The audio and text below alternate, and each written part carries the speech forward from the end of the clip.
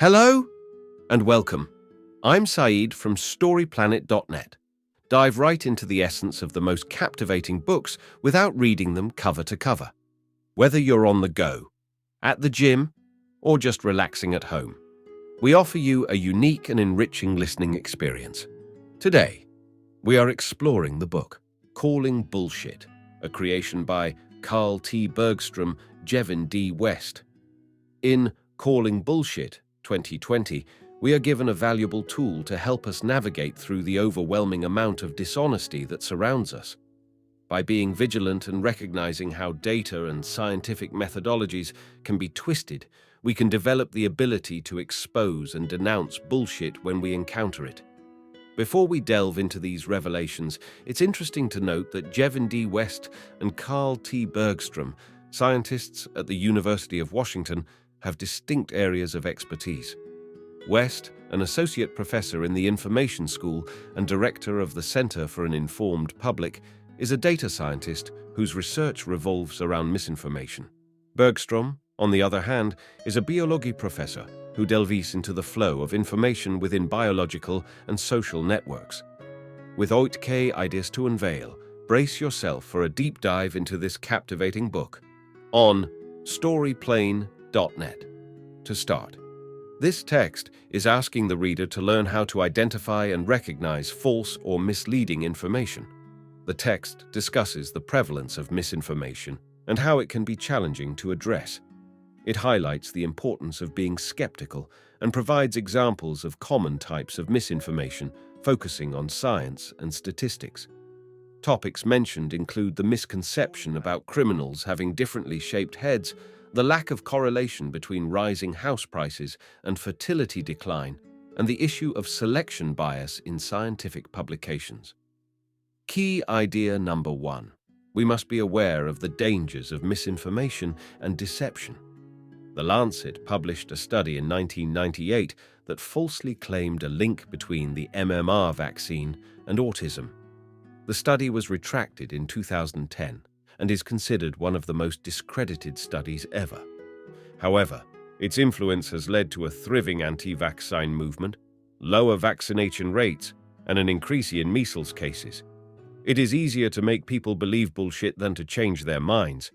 We need to be aware of the dangers of bullshit, which can be enhanced by modern technology and social media.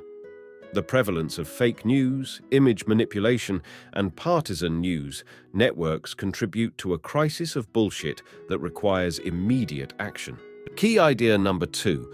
Bullshitters use persuasion without concern for evidence. Bullshit is defined as the use of language, statistics, and graphics to persuade people without caring about the truth. Bullshitters use black boxes or complicated scientific processes to make their claims seem objective. However, it is important to criticize the data being used in these processes.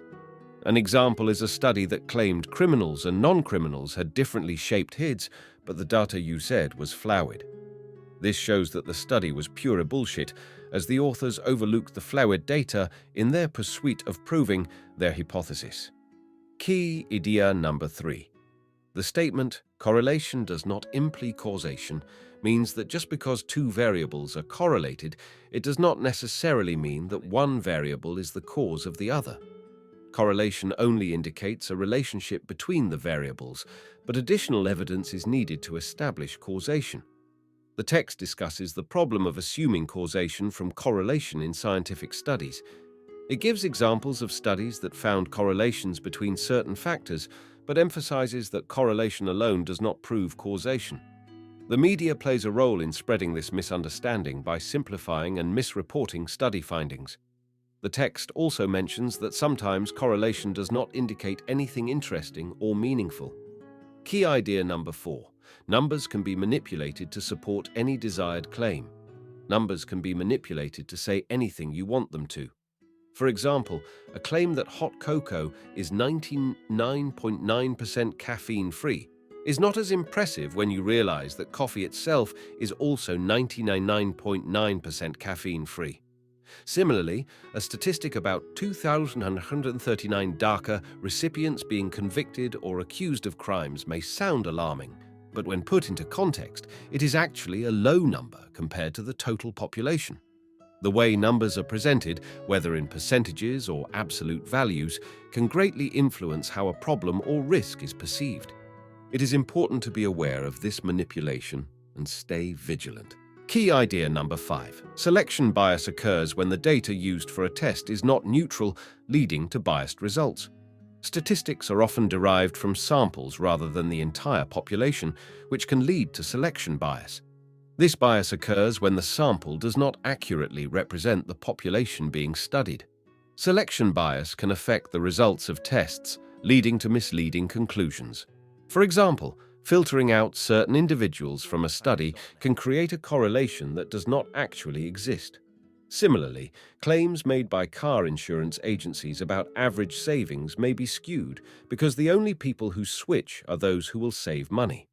In clinical trials, data censoring can also impact the results if certain individuals drop out.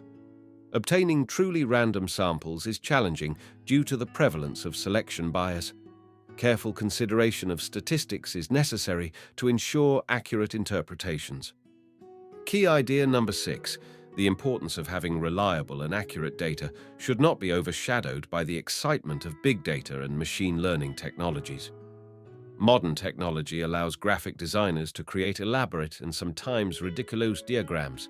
However, conventional-looking graphs are not necessarily more serious or accurate. When looking at a bar chart, make sure the y-axis goes all the way down to 0 to see things in the correct proportion. The rise of big data brings the challenge of ensuring the underlying data is sound. Machine learning, although powerful, can sometimes produce inaccurate or misleading results. For example, an algorithm wrongly identified criminals based on their faces, and another algorithm incorrectly predicted flu trends based on unrelated search terms. It is important for humans to recognize when machine learning is producing nonsense. Key idea number 7. Modern science is not perfect and is susceptible to errors and false information. Science corrects itself through replication and the accumulation of experiments.